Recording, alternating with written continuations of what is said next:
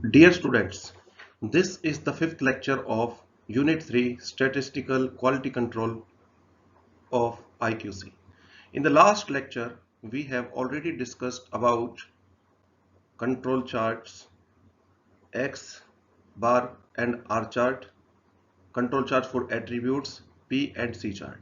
In this lecture, we will discuss the procedure of constructing X bar chart and R chart.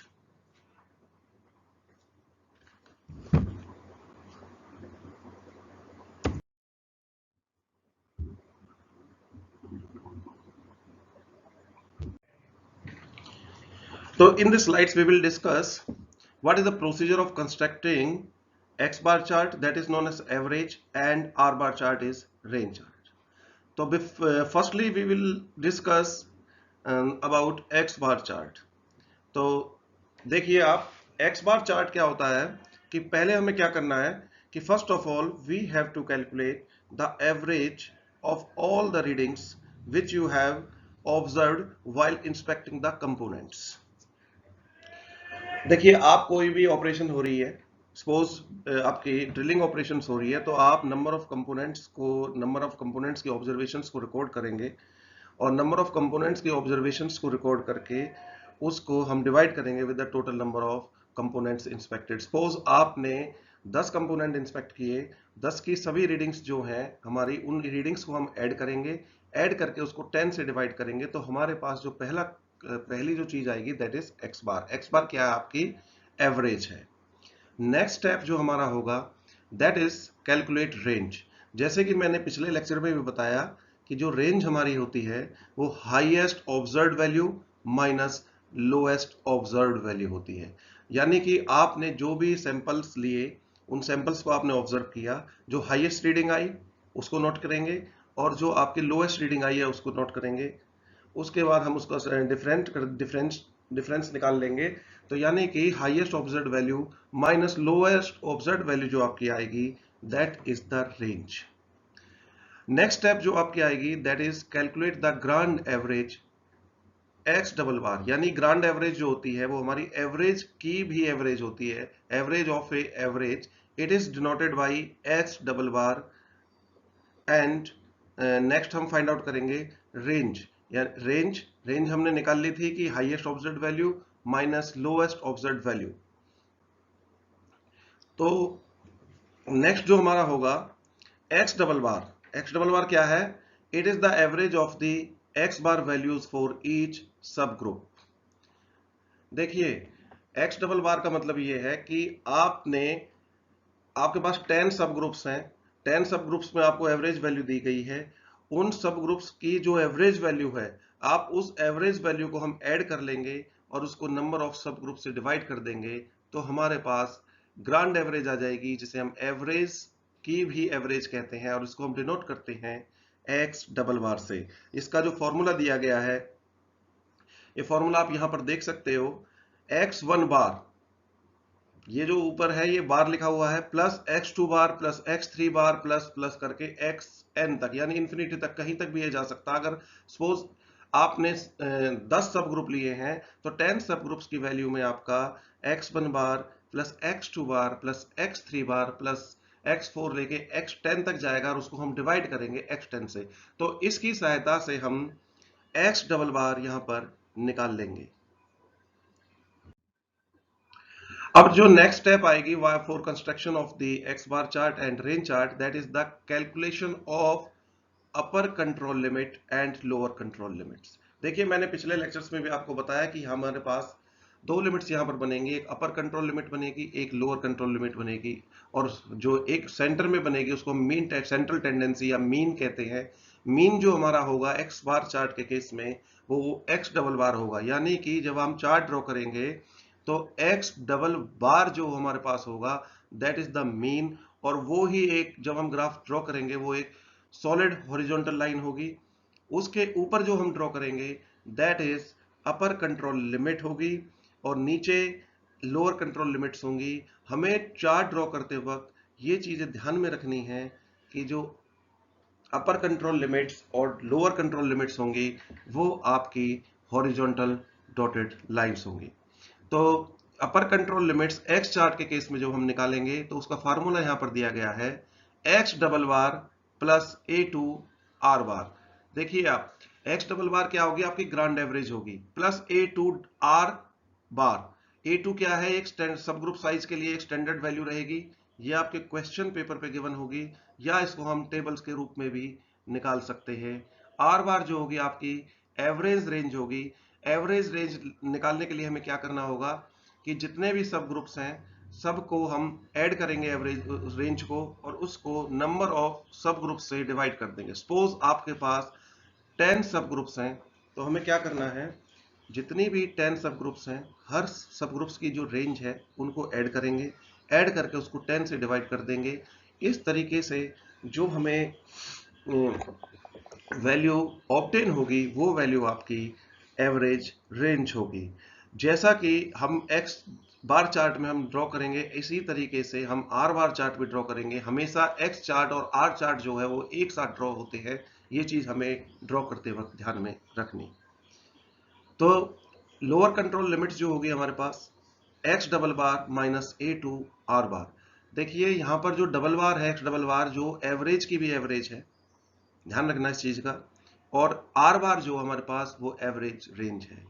आपके पास question में average given होगी, average नहीं है तो हमें पहले एवरेज निकालना पड़ेगा, उसके बाद हमें ग्रांट एवरेज निकालनी पड़ेगी, क्योंकि हमें ये चीज जो है, हमारा जो फॉर्मूला है अपर कंट्रोल लिमिट्स का और लोअर कंट्रोल लिमिट्स का, हमें उस फॉर्मूले की तरफ बढ़ना है। फॉर्मूले की तरफ जो जो वैल्यू फॉर्मूले में डिजायर्ड है उन वैल्यूज को हमें निकालना है। इसमें ध्यान रखिए A2 की जो वैल्यू है वो क्वेश्चन में गिवन होगी। ये A2 की जो वैल्यू है ये डिपेंड करती है हमारी सैंपल साइज पर या सब नंबर ऑफ सब ग्रुप साइज पर। तो नेक्स्ट स्टेप जो होगी हमारे पास, ये तो हमने पढ़ा अब तक UCL and LCL x chart के लिए। अब हम पढ़ेंगे UCL and LCL for R chart. देखिए मैंने पहले भी बताया कि ये आपकी यूसीएल है, it stands for the upper control limit, यानी कि ऊपर वाली limit. Lower control means lower control limit means lower limit, यानी कि नीचे वाली लिमिट। अब हम इसमें नेक्स्ट जो कैलकुलेट करेंगे वो upper control limit R chart के लिए करेंगे और lower control limit R chart के लिए करेंगे। देखिए upper control limits for R chart is D4 multiplied by R bar. ये देखिए आर बार है, यहां पर आर बार क्या आपके पास एवरेज रेंज है। मैंने पहले भी बताया कि एवरेज रेंज को किस तरीके से निकालना है, कि आपके पास हर सब ग्रुप्स की एवरेज सब ग्रुप्स की रेंज दी गई होगी, हम सभी रेंज को ऐड कर लेंगे और उसको नंबर ऑफ सब ग्रुप से डिवाइड कर देंगे, तो हमारे पास एवरेज रेंज आ जाएगी। LCL is D3 multiplied by R बार। यहां पर D4 और D3 की जो वैल्यू है वह क्वेश्चन पेपर पे गिवन होगी। ये जो वैल्यू है हम इसको नंबर ऑफ सब ग्रुप साइज पर टेबल से भी निकाल सकते हैं। बाकी अभी आपकी ये वैल्यू जब अगर क्वेश्चन आता है क्वेश्चन एग्जाम में, तो ये वैल्यू जो आपकी है वो क्वेश्चन पेपर पे ही मेंशन होगी।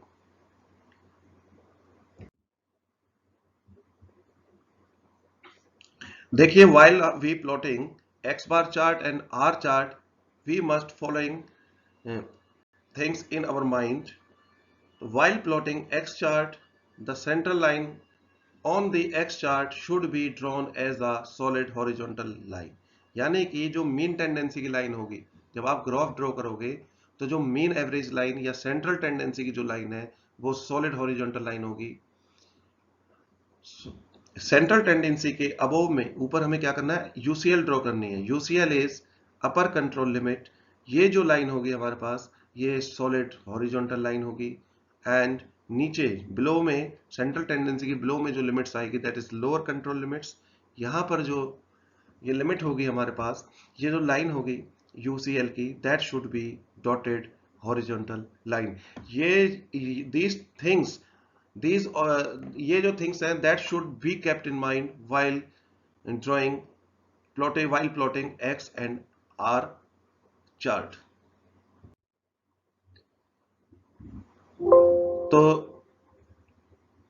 यहां पर हम एक्स चार्ट और वाई चार्ट को किस तरीके से ड्रॉ करते हैं, हम ये एक एग्जांपल ले रहे हैं। इस एग्जांपल की सहायता से हम उसको क्लियरली अंडरस्टैंड करेंगे। देखिए एग्जांपल कहता है कि 10 samples of sample size 5 each, देखो सैंपल साइज 5 है, each were drawn, the following observations were made. Sample number 1 में एक्स बार आपकी गिवन है, एक्स बार क्या है आपकी एवरेज गिवन है, और नीचे रेंज गिवन है। सैंपल नंबर 2 की रेंज गिवन है और एवरेज गिवन है। सैंपल 3 की एवरेज एंड रेंज गिवन है। सैंपल 4, 5, 6, 7, 8, 9, 10, इन सभी सैंपल्स की हमारे पास एक्स बार यानी कि एवरेज गिवन है और हमारे पास रेंज भी गिवन है। तो क्वेश्चन कहता है कि determine UCL, UCL means upper control limit, LCL lower control limit for X chart and R chart, and second is draw the chart.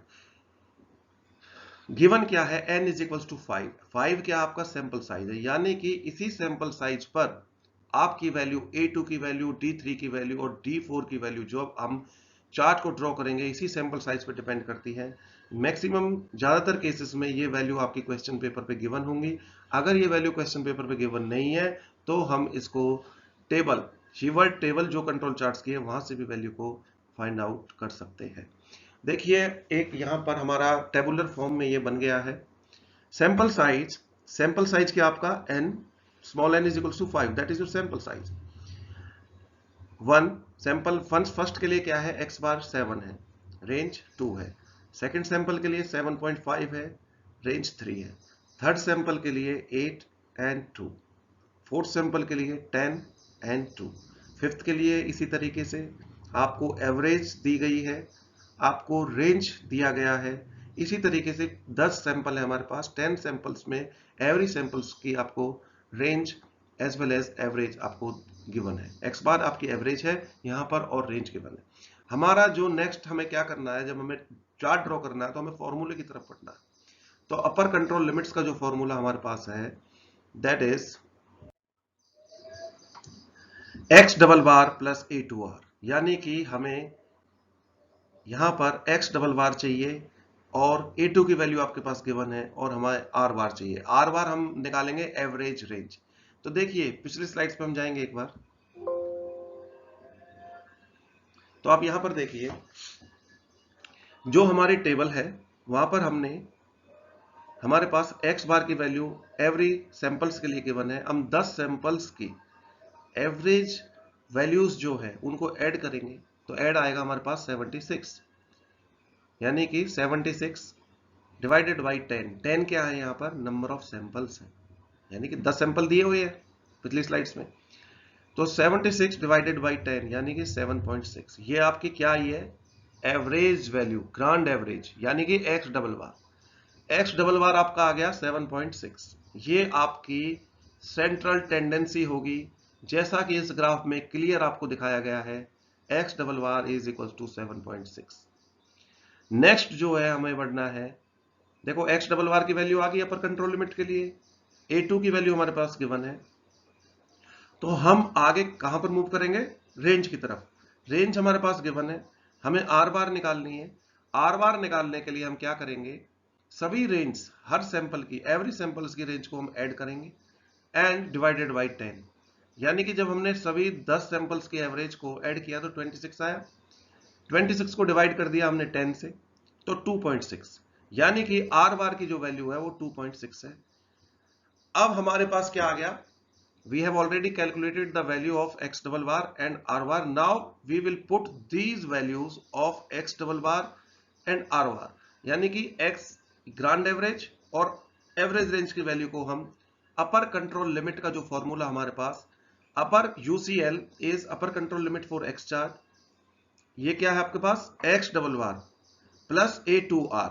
x double बार की वैल्यू 7.6 है, प्लस A2 की value कितनी है, ये क्वेश्चन पेपर पे given है 0.58 multiplied by R बार की value आपने कितनी निकाली, 2.6। तो हमारा कितना कैलकुलेट कर लेंगे, तो जो वैल्यू आई है आपकी अपर कंट्रोल लिमिट की that is 9.11। Now next we will find lower control limit. Lower control limits का जो फॉर्मूला है that is x double bar minus A two R bar. अब देखिए आपके पास एक्स डबल बार की भी वैल्यू आपको पता है, ए टू की वैल्यू क्वेश्चन पेपर पे गिवन है, आर बार की वैल्यू आप निकाल चुके हैं, तो we put these values in this formula. X bar की वैल्यू, डबल बार की वैल्यू कितनी है आपकी 7.6 माइनस 0.58 मल्टीप्लाइड बाई 2.6, ये आपकी वैल्यूज आप कैलकुलेट कर चुके हो और ए टू की वैल्यू गिवन है। तो आपकी जो वैल्यू आई है लोअर कंट्रोल लिमिट्स की दैट इज 6.09। अब हम आर चार्ट की तरफ बढ़ेंगे। एक चीज हमें ध्यान में रखनी है, one thing always kept in mind, कि हम जो एक्स चार्ट प्लॉट करेंगे उसी के साथ हमें आर चार्ट भी ड्रॉ करना पड़ेगा। आर चार्ट की हमने पिछली स्लाइड्स में भी आपको बताया कि सेम पैटर्न रहेगा हमारे पास।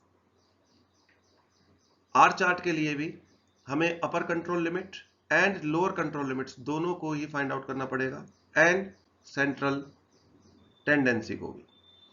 तो हम फर्स्ट जो है, पहले आप अपना एक्स बार चार्ट प्लॉट कर लेते हैं। देखिए हमारे पास नंबर ऑफ सैंपल्स, इसमें क्या है, आपकी वाई एक्सिस में हमने क्या लिया है, वाई एक्सिस में आपका सैंपल एवरेज है, यानी कि एक्स बार को हमने वाई एक्सिस पे प्लॉट किया है और एक्स एक्सिस पे हमने प्लॉट किया है सैंपल नंबर को। अब हमने जो सेंट्रल टेंडेंसी हमारी है वो हमारी एक्स डबल बार है, जिसकी वैल्यू 7.6 आई है।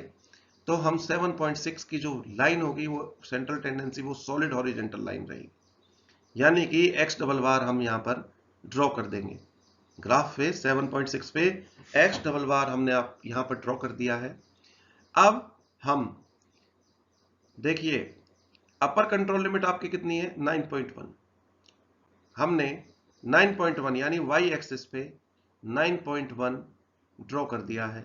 ये आपकी डॉटेड हॉरिजॉन्टल लाइन रहेगी। कृपया माइंड में रखें, please kept in mind while plotting this graph, कि सेंट्रल लाइन, जो मीन लाइन सेंट्रल टेंडेंसी है, वो हमेशा सॉलिड हॉरिजॉन्टल लाइन रहेगी। अपर कंट्रोल लिमिट आपको डॉटेड ड्रॉ करनी है, तो यहां पर हमारी 9.1 को हमने ड्रॉ कर दिया।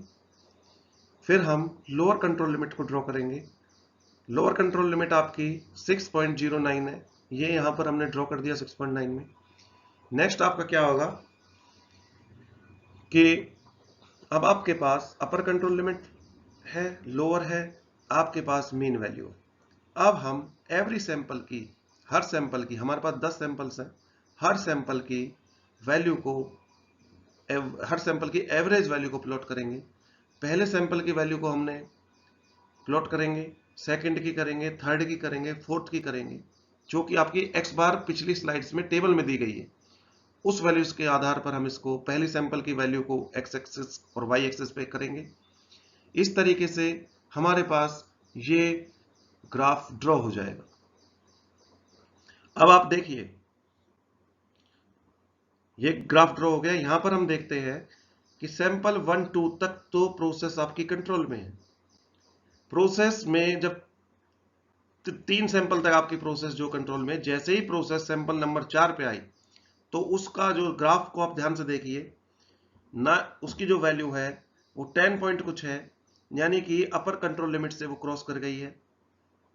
और इसी तरीके से सैंपल नंबर 8 पे लोअर कंट्रोल लिमिट को ये क्रॉस कर गई है। इट मींस आपकी जो वैल्यूज आ रही हैं अपर कंट्रोल और लोअर कंट्रोल लिमिट्स को एवरेज की वैल्यू क्रॉस कर रही हैं। इसका मतलब आपका ये है कि आपकी प्रोसेस जो है आउट ऑफ कंट्रोल है, आपको प्रोसेस को बंद करना पड़ेगा। प्रोसेस आपकी आउट ऑफ कंट्रोल हो चुकी है। फिर मैं आपको रिव्यू करना चाहूंगा कि स्टैटिस्टिकल क्वालिटी कंट्रोल का बहुत ही इंपॉर्टेंट टूल कंट्रोल चार्ट्स होता है, जिसकी सहायता से हम ये फाइंड आउट करते हैं प्रोसेस आपकी कंट्रोल में है या आउट ऑफ कंट्रोल है, या स्टिल इन कंट्रोल है but after some time out of control है। जैसा कि मैंने आपको पिछले लेक्चर्स में भी बताया है कंट्रोल चार्ट्स के में, इसके बारे में। आज हम इसको जब ड्रॉ करेंगे तो हम अब देख रहे हैं कि सैंपल 3 तक तो आपकी प्रोसेस जो है वो कंट्रोल लिमिट में है। सैंपल 4, बियॉन्ड सैंपल 4, 4 5 6 7 8 पे ये अपर नीचे लोअर कंट्रोल लिमिट से बाहर होगी, तो आपकी प्रोसेस आउट ऑफ कंट्रोल है। जब हम चार्ट ड्रॉ करते हैं तो हमारा मेन मकसद यही बताना होता है कि प्रोसेस आपकी कंट्रोल में है या आउट ऑफ कंट्रोल है या still in control, after some time it may be out of control. तो इसमें आप ध्यान से देखिए ये प्रोसेस आपकी आउट ऑफ कंट्रोल है। अब लेकिन इसके साथ साथ हमें आर चार्ट भी बनाना पड़ेगा, वहां से भी देखना पड़ेगा कि प्रोसेस आपकी क्या कहती है। देखिए ये आपका आर चार्ट है।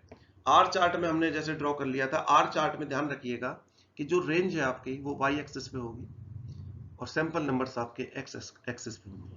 पिछली स्लाइड्स में हमने देखा एक टेबुलर फॉर्म थी हमारे पास, एक्स बार की वैल्यू हमारे पास गिवन थी, आर की वैल्यू हमें गिवन थी, आर बार की हमने वैल्यू निकाल ली थी। आर बार जो है आपकी एवरेज रेंज है। एवरेज रेंज जो है हमने टोटल नंबर ऑफ रेंज को डिवाइड ऐड किया और उसको टोटल नंबर ऑफ सैंपल से डिवाइड कर दिया, तो हमारे पास एवरेज रेंज आ चुकी थी। आर चार्ट के केस में एवरेज रेंज जो आपकी होगी वो आपकी सेंट्रल लाइन होगी। पीछे हमारे पास फॉर्मूला था, पीछे हमने निकाला है, हम d4 dot are bar, d4 की वैल्यू आपके पास गिवन है, आप अपर कंट्रोल लिमिट हमने निकाल ली, अपर कंट्रोल लिमिट हमारी 5.48 आ गई, lower control limit d3 multiplied are bar, d3 की वैल्यू क्या है 0 है, तो वैल्यू आपकी क्या आई 0 आई, यानी कि लोअर कंट्रोल लिमिट आपकी 0 है। अब हम रेंज को इस ग्राफ पे प्लॉट कर देंगे और ये कंक्लूड करेंगे एक्स बार के संबंध में कि प्रोसेस आपकी कंट्रोल में है या नहीं है। ध्यान दीजिए रेंज चार्ट तो हमें ड्रॉ करना है, लेकिन प्रोसेस की कैपेबिलिटी को बताना कि प्रोसेस आपकी कंट्रोल में है या आउट ऑफ कंट्रोल है या स्टिल इन कंट्रोल है, after some time it may be out of control, ये हम एक्स चार्ट की ऑब्जर्वेशन के अकॉर्डिंग ही हम डिसाइड करेंगे। यानी आर चार्ट तो हमें बनाना है, लेकिन उसकी प्रोसेस की कैपेबिलिटी जो है वो हमें एक्स चार्ट के बेस पे ही डिसाइड करनी है। एक चीज का और हमें ध्यान रखना है, अगर हमारी लोअर कंट्रोल लिमिट्स माइनस हमारी है तो that should be taken as 0। तो हमने इस सैंपल्स को यहां पर लिया, इस एग्जांपल को यहां पर लिया और ग्राफ को प्लॉट किया और ये फाइंड आउट किया कि X chart it appears that process has become completely out of control from fourth sample onward। यानी कि 3 सैंपल तक तो वो प्रोसेस कंट्रोल में है, लेकिन आफ्टर थर्ड सैंपल यानी कि 4 सैंपल से ये प्रोसेस आपकी आउट ऑफ कंट्रोल हो चुकी है। फिर मैं आपको रिव्यू करूंगा कि एक्स चार्ट को ड्रॉ करोगे तो उसके साथ रेंज चार्ट भी ड्रॉ करना, लेकिन प्रोसेस कैपेबिलिटी का जो डिसीजन है कि प्रोसेस आपकी कंट्रोल में है या आउट ऑफ कंट्रोल है, वो आपको एक्स चार्ट के बेसिस पे ही करना है। तो नेक्स्ट इज थैंक यू। तो एक बार फिर मैं आपको थोड़ा रिव्यू कर देता हूं। देखिए कंट्रोल चार्ट्स जो होते हैं बहुत ही important statistical quality control tools है। इसकी सहायता से हम ये डिसाइड करते हैं कि प्रोसेस आपकी कंट्रोल में है, आउट ऑफ कंट्रोल में है या स्टिल इन कंट्रोल और after some time it may be out of control. तो हमें क्या करना है, इस लेक्चर में हमने एक्स बार चार्ट के बारे में पढ़ा है। एक्स बार चार्ट जो होता है आपका दैट इज एवरेज चार्ट होता है। तो एवरेज चार्ट्स को निकालने के लिए हमने फॉर्मूलेस के बारे में डिस्कस किया है। हम with these formulas we are able to find out upper control limits and lower control limits and central tendency or mean. We plot these observations on the graph and find out by seeing this graph observations लेंगे कि whether the process is in control or out of control or it may be control or after some time it may be out of control। फिर एक बार आपको ध्यान दिलाना चाहूंगा कि ये ध्यान रखना कि प्रोसेस कैपेबिलिटी आपकी एक्स चार्ट पे डिपेंड करेगी। आर चार्ट तो आपको बनाना है साहब, लेकिन प्रोसेस को ये बताना, प्रोसेस की जो कैपेबिलिटी है वो आपकी एक्स चार्ट पे ही डिपेंड करेगी। Please all the students please see this recorded lecture. For any query please WhatsApp to me. Thank you very much.